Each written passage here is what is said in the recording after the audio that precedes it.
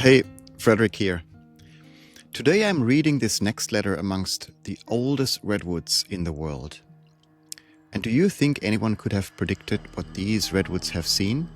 The fires, the storms, AI, climate change, the centuries of change. And yet, they are still here. And I've been thinking a lot about this idea of certainty, about the danger of believing we can know what comes next. So let me tell you a quick story. A colleague of mine is a respected professor, a best-selling author, millions of followers, a brilliant mind, and he loves making predictions. Markets, elections, cultural shifts, even the choices he believes I should or we should make or not make. So over the years, he has confidently told me what to buy, what to avoid, and what decisions were already pointless because, in his view, the outcomes were predetermined. And here's the honest truth. If I had listened to him, my life today would look very different. And not in a good way.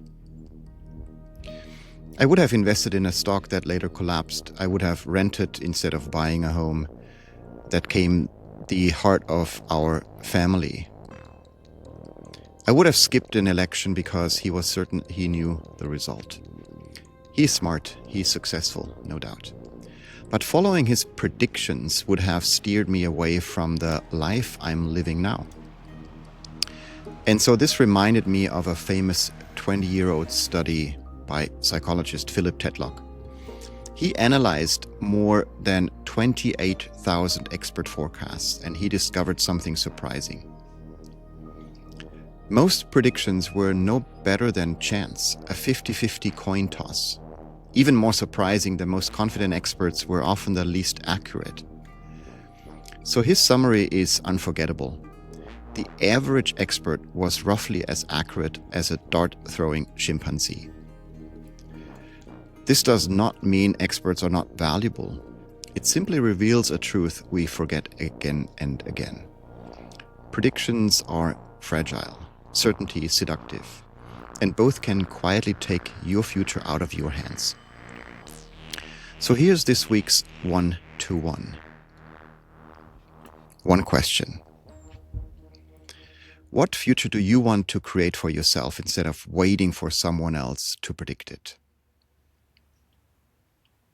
Two perspectives. Perspective 1. Predictions cost us possibility. So let me explain. This is an external cost. Every prediction we internalize narrows our imagination. It pulls our attention toward one expected outcome and away from all the alternatives that could exist. When we predict, or when a prediction feels true, we stop scanning the horizon. We stop noticing signals that contradict it. We stop experimenting because we assume the story is already written. And the danger is not predictions are wrong. The danger is that they keep us from imagining something better. Perspective 2. Our brains choose comfort over creativity. This is the internal cost. Biologically, predictions soothe us. They reduce anxiety. They give us a temporary feeling of control. That sense of safety produces dopamine, so we seek more of it. We literally get addicted. But there's a trade-off. Comfort reduces flexibility. Certainty quiets curiosity. And predictability suppresses the mind states we need to create better futures, like openness, experimentation, and even wonder.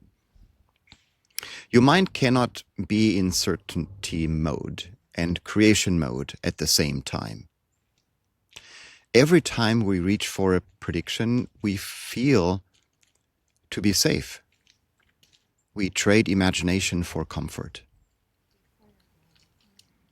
So here's one experiment for you to try. Try 1 week prediction detox. Not to reject information, but to reclaim your agency. So for 7 days, avoid all content that claims to know what will happen next.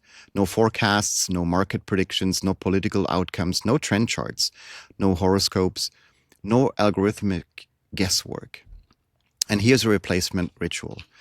every time you feel the urge to check a prediction, just pause and complete these 3 prompts.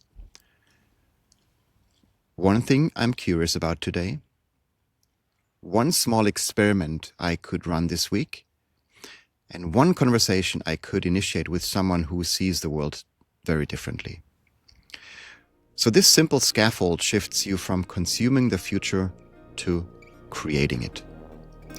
And here's the paradox. I cannot predict what you will discover this week. I cannot predict what ideas will open or what paths will appear.